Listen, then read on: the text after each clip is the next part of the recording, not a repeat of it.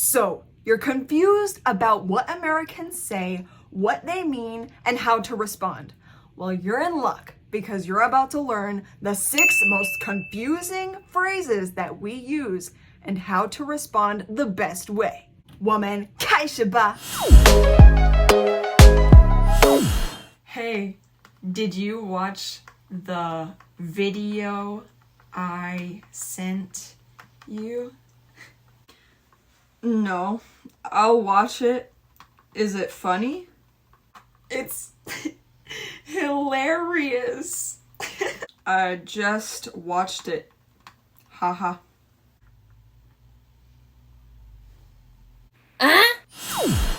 So this is a situation that mainly happens in text, alright? So if you get a haha, just ha ha too, this means that they didn't even laugh. They didn't even smile. They didn't even think it was funny, alright? And the reason that we do this is because we don't want to be rude and tell you that what you showed us or what you told us isn't funny. We just want to be a little bit more friendly. And really, we just want to not kill the vibe that you gave us. If you're happy, we want you to be happy. And a way for us to make you happy is for us to laugh. So we have to at least put a ha-ha just to show you that we care. But how do you respond? Well, here's how you do it. You can either do one of two things. You can either laugh harder. So instead of ha-ha, you go ha-ha-ha and you put a laughy face. Or you can laugh less and you can say ha with a laughy face. That's me. That's a personal preference. So it's all up to you. You can go either one of those routes. Do you want to make the comedy more intense? Do you want to match the vibe? Or do you want to laugh a little bit less just to show them that you agree it wasn't that funny? So with those 3 options, you got ha ha ha, and ha. All of those work. Or if you're really honest, you could be like, yeah, I know, it wasn't that funny. Last night was so fun. We should do it again sometime.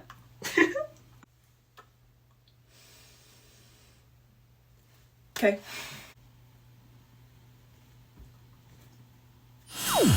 So this one goes with K and okay, all right?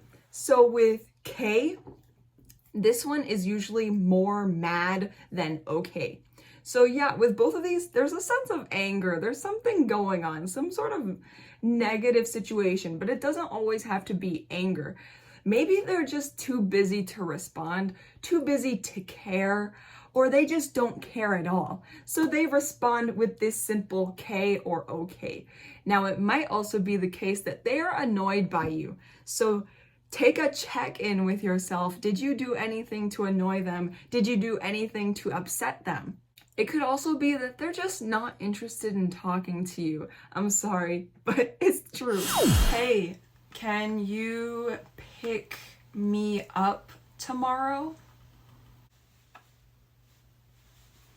KK. Huh? So this situation is a little bit different.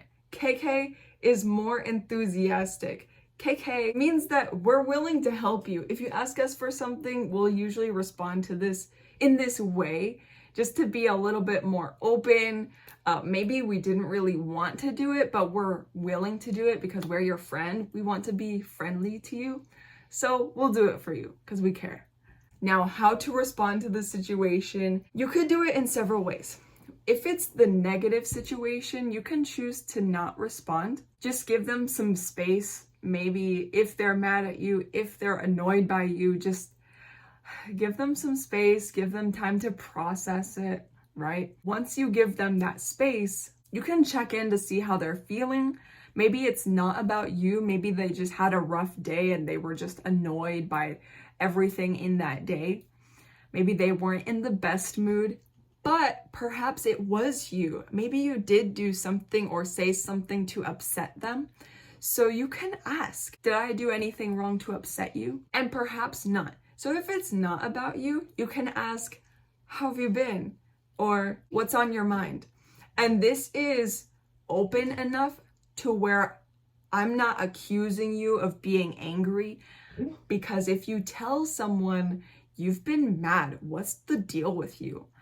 They'll get even more angry. So be careful with how you respond. The best way to do it is, how have you been?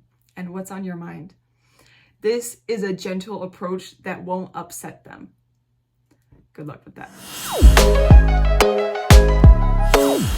Hey, you left your charger at my house. I know.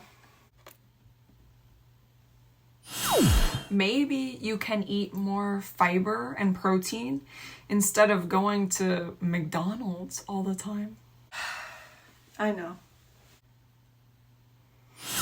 I know usually means that what you just told me doesn't help at all, because I already knew it, and it's not helpful information. It's not new information for me. So it's not helping me in my current struggle. And it's also displaying a sort of feeling that I'm not stupid. You don't have to tell me what I already know. So because of this, you have to be a little bit more gentle in the way that you respond. You could go with no response. You could, again, give them some space because they're probably annoyed at this point.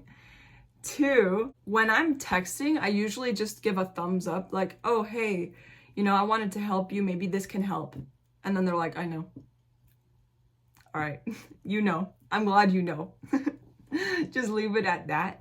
Or you can ask if they want some more help, because since they already knew what you just told them, that means that what you just told them doesn't help.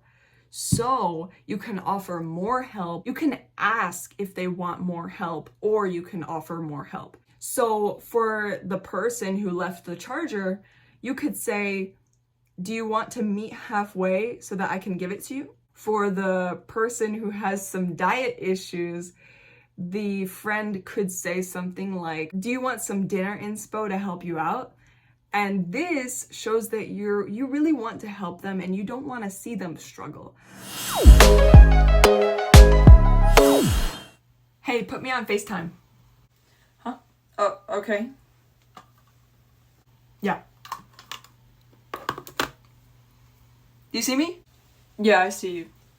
Do you think this looks good? Yeah. I sent you some food. I had it delivered to your house. Does it taste good? Oh, yeah, it tastes good, yeah.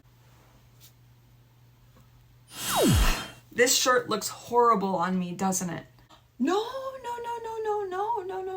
You think the food that I sent you tastes bad, don't you? No.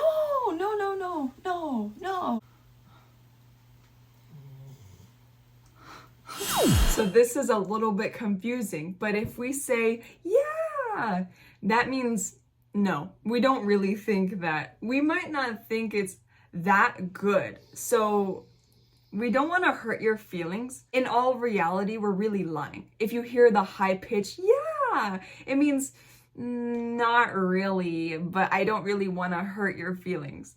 Now for no, the no, that means yes. It means that we actually think yes, but again, we don't want to hurt your feelings. We don't want to give the truth so straight to you, and it's usually because we're not that close to you, so we don't know how you'll react if we say the truth. We don't want to crush your little soul. How to respond in this situation now that you know that they're not telling the complete truth? How do you respond to that? Well, you could either say one of these things depending on your personality.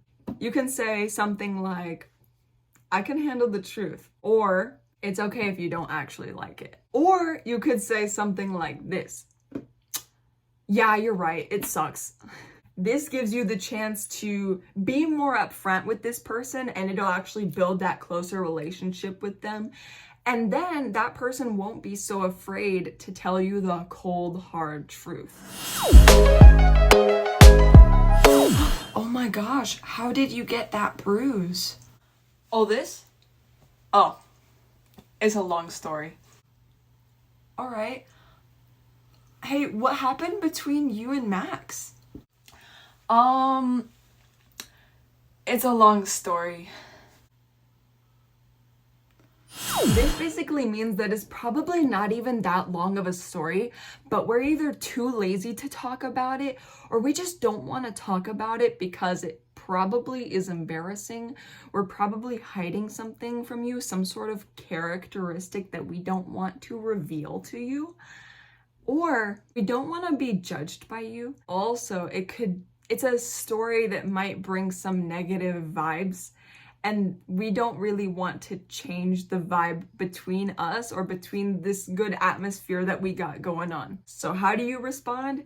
You can say something like, oh, all right, no worries, I get it.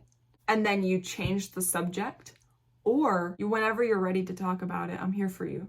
These two responses are really great because it gives the person space. The thing that you don't want to do is put so much pressure to the person to tell something that they're not ready to talk about.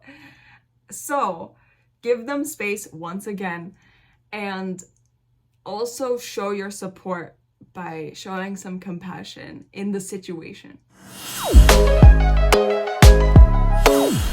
Hey, do you want to hang out with me this weekend? You're a really nice person, but I just don't have the time. Oh, what did you think of that movie last night? It was cool, but it was kind of slow. So once again, Americans don't like hurting feelings.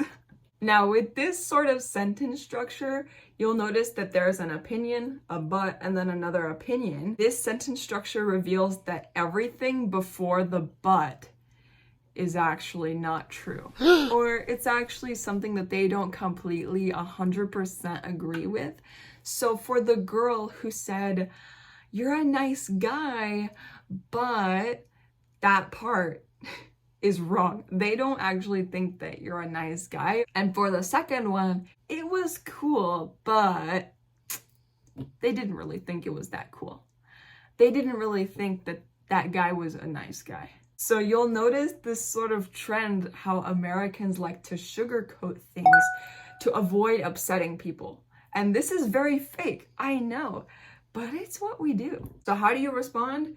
You can say, yeah, all right, understood, no worries. Or, yeah, I can see how it's not for everyone. This gives them the opportunity to be like, oh, okay, they're actually not that upset by what I say. So the next time they have something disappointing to tell you, they won't be so afraid to tell you, and they'll be more open about it. The fact that you show some sort of agreement between the two of y'all, it helps with creating that sort of mutual respect. Look at you! Now you have 6 new ways to take better control of a conversation in English. Oh my gosh. If you liked this video, stay tuned for next week's video where I'll be talking about ways to make a conversation less awkward. I'll see you there. 下次见!